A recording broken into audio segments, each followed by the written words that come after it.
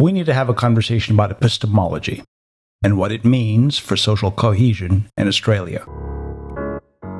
Let's start with a simple question, which, if you'll humor me for a minute, I promise you is not nearly as crazy as you might believe. Have you really thought about what it would take to fake a moon landing? Stepped into the building, changes singing on my neck, cold rings on my fingers, something on my wrist, tucked into my waist, look, see me with a clip, big glass of the bomb. Wipe that smug smile off your face. Because the rocket did launch. We all saw the rocket launch. Okay? No, not okay. I didn't see the rocket launch. I bet you didn't see the rocket launch. And Neil deGrasse Tyson was just an 11-year-old boy living in leafy Riverdale, New York in 1969, so he didn't see the launch either. None of us saw it. So there's hardware there. They're like office buildings, blueprints for the design of the Saturn V rocket. The hundreds of engineering hours that went behind this and the records of those designs. None of which any of us have ever actually seen, nor do we suspect Mr. deGrasse Tyson has ever seen. What are we talking about? What we are talking about is a set of assumptions, premises, which you and I and Mr. deGrasse Tyson and others consider to be axiomatic about the world. Such as, for example, that if the records weren't there, someone would have said something. These are premises so deeply internalized within our understanding of reality that we don't even recognize them as assumptions, as things we take to be axiomatic, but which, in fact, are not. Premises and assumptions about things like the integrity of our politics, the intellectual rigor, transparency, and curiosity of our press, the possibility that large numbers of people might see something false and yet stay silent. What happens, however, when something causes even highly intelligent people to start doubting those assumptions, or at least to realize that they are not as axiomatic as once people believed? Look, we've got major bases on the moon. There's a big equatorial water base and at the North and South Pole, and, we got the base. And there's an alien base, at Mars, they're giving it to us, and there's a chore on the moon, or whatever the name of the moon is. Wipe that smug smile off your face. If you had to explain rigorously why Alex Jones shouldn't be taken seriously, but were required as a constraint of your argument to not rely on any assumptions about those aforementioned premises about society we consider axiomatic, about our government, press, and fellow citizens, if you had to do that, we suspect you'd struggle.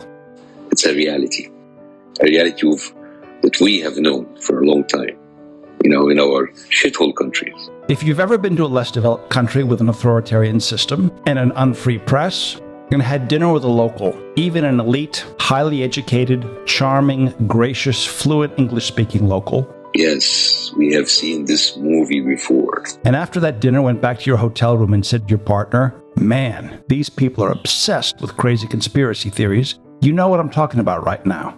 Everyone in third world countries, they know. The thing is, the difference between you and me and them, or you and me and someone who consumes Alex Jones's content, isn't necessarily IQ, or education, or culture, or sophistication. It's what statisticians call priors. It's assumptions.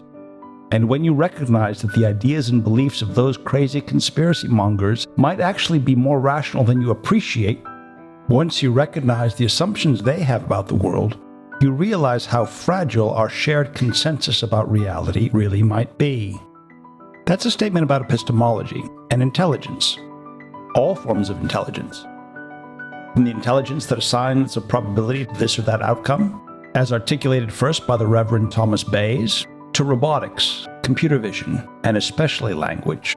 In fact, it's the T in ChatGPT. Imagine two computer vision systems looking at this scene. If their training sets were sufficiently different, and the features they learned to extract were different, they will literally see this same scene differently. Just like you and your MAGA uncle arguing about politics over Christmas lunch. Priors matter. Priors matter a lot. Because the rocket did launch. We all saw the rocket launch. Okay? More often than we care to admit, they even matter more than our direct observation. So there's hardware there. They're like office buildings, blueprints for the design of the Saturn V rocket. which is something we don't like to believe about ourselves. Hey, can I ask you something? Well, What's forget about it? What is that? forget about it. It's like, if you agree with someone, you know, like Raquel Welch's one great piece of forget about it. But then, if you disagree, like a Lincoln is better than a Cadillac, forget about it. That's why men who speak the same language, in the same culture, can struggle with the meaning of the words like, forget about it. You know? But then, it's also like if something is the greatest thing in the world, like Mingitos peppers, forget about it, you know? But it's also like saying go to hell, too. Like, you know, like, hey, Paulie, you got a 1-inch Paulie says, forget about it. Forget about it. Paul, forget about it. That now iconic scene from Donnie Brasco illustrates a point we don't pay enough attention to. Priors matter. They don't just matter in probability theory. They matter in language. They matter in epistemology. They are essential to all cognition and belief. The phrase of global intifada. Global intifada. Globalize the intifada. When you normalize language, like globalize the Intifada. Free Palestine.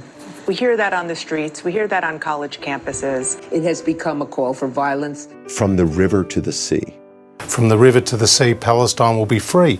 That is a very violent statement. It's a very violent statement. Okay, so I was going to say now no one will hire me. Why are we telling you this? Because we in the West are going to have to ask ourselves, what happens when an entire generation sees its priors exploded? How do we deal with hard challenges that depend on trust and collective action, like Brexit or immigration or a pandemic, to say nothing about AI and climate change? Something that every day for the last 9 months I've been asking myself, how is it that we can see this and then people with power in this country are lying to us about this reality that we can all see? That's Simone Zimmerman. She's talking about what an entire generation has been going through these past 2 years, and aside from whatever we think about Israel, Palestine, and Gaza, have we considered what the consequences for our society is going to be in the 2030s and 40s when this generation takes the baton from ours? This is a generation that is being red-pilled, and we described its likely effects in the US and also in Australia in another video in this series.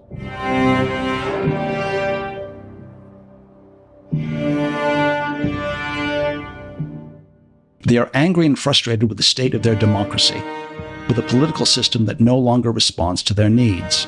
The war, the money, the blank check support, the restrictions on their individual liberties, and most importantly, the horrific images on their screens have all come together as evidence that affirms their suspicions about what they have long believed to be the case, which is that there is something fundamentally wrong with the health of their society and the state of their democracy. In other words, they don't share my generation's priors anymore, and we don't yet know what priors they will find to take their place. In Nazi Germany, again, they are having transgender surgeries, underground transgender surgeries. They're promoting homosexuality in schools. Gaza exposed everything. Now we're seeing the ripple effect. Because if you thought the debates about lockdowns were dysfunctional, just wait till you see what the 2030s will bring.